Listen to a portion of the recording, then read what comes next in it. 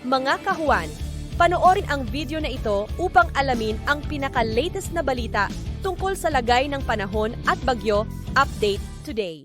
Ngayon, Intertropical Convergence Zone or ITCZ ang umiiral dito sa may Southern Mindanao. Pangalawang weather system natin ay ang Northeast Monsoon or Amihan na umiiral naman dito sa may extreme Northern Luzon.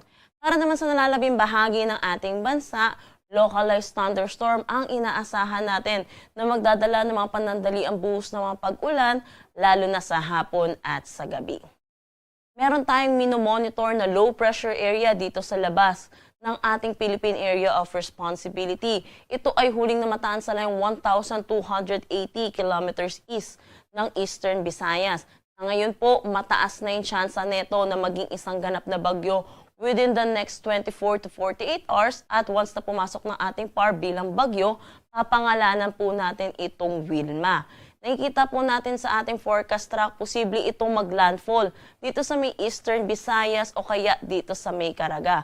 Pero sa ngayon, mataas pa rin naman po yung uncertainty po natin sa posibleng track po neto. Pero iba yung pag-iingat na rin po para sa ating mga kababayan, lalo na dito sa eastern section ng ating bansa, particular Bicol Region, Eastern Visayas, pati na rin sa Mindanao, dahil inaasahan natin as early as Friday, posible na tayo makaranas ng mga pag-ulan towards the weekend po natin. At sa nakikita nga po din, yung posibleng pag-landfall po neto, yun po, pag nag-landfall po siya, tatawid po ulit ito ng Kabisayaan po nakikita po natin ulit.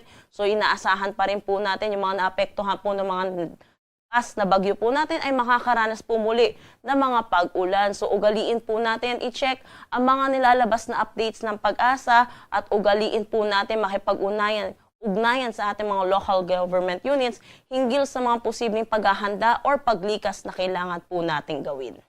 Wala naman tayong nakataas na anumang gale warning sa anumang seaboards ng ating bansa, pero inaasahan po natin sa mga susunod na araw, makakaranas po tayo ng bugso netong Northeast Monsoon. So posible po tayo magtaas ng gale warning lalo na dito sa may Batanes, Babuyan Islands, Cagayan, pati na rin dito sa may Ilocos Norte. So iba yung pag-iingat din po sa ating mga kababayan na mangingisda at may mga sasakyan maliit pandagat. Ugaliin po natin i-check yung mga nilalabas po nating updates hinggil po sa dito sa gale warning.